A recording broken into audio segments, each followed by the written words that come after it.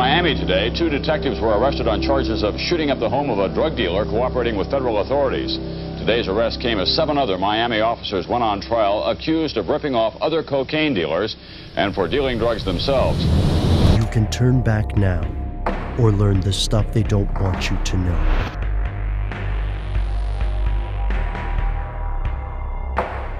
Here are the facts.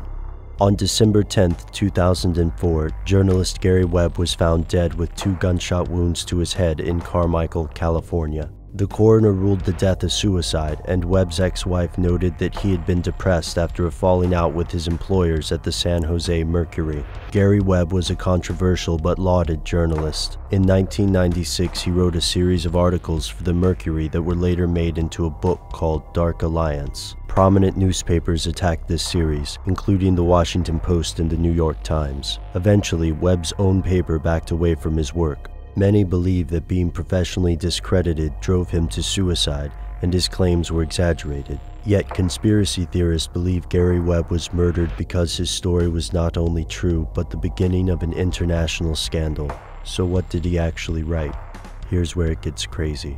In this series, Webb alleged that Nicaraguan Contras were responsible for the Los Angeles crack cocaine epidemic of the 1980s. He also claimed that the CIA knew of these operations and, at the very least, ignored them. At worst, he alleged they actually covered up the crimes. With extensively documented sources, Gary Webb built a case that argued the Contras were able to somehow get cocaine into the US and get cash out much more easily than other drug-running organizations. Without having to pay the cost of transportation, the Contras were able to sell cocaine at bargain basement prices. Webb claimed that this cheap cocaine flooded the market, enabling the crack epidemic. While these allegations were severe, they were not far-fetched. In South and Central America, it's not unusual for revolutionary groups to use the drug trade as a way to raise money.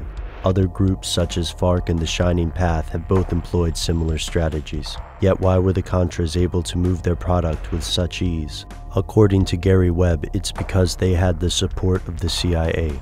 Webb never claimed that the CIA provided outright assistance to the Contras, but he did claim the CIA had knowledge of this drug trade for some time. Why on earth would an agency of the US government allow criminals to bring drugs into the country? To Webb, it was a matter of realpolitik. The money the Contras generated from the drug trade allowed them to wage war in Nicaragua, attempting to overthrow the leftist Sandinista government. Supporting the Contra army was so important that the CIA also prevented the Department of Justice and the DEA from prosecuting several known Contra smugglers. The Reagan administration had already established a precedent for this behavior by tolerating drug trafficking, as long as the trafficking benefited the Contras. Additionally, later CIA investigations partially vindicated Webb's findings. It seemed that Gary Webb was professionally redeemed. So why do conspiracy buffs think he was murdered? According to conspiracy theorists like Alex Jones, Webb was assassinated to prevent the publication of a second book, one with even more evidence of criminal activity by the CIA.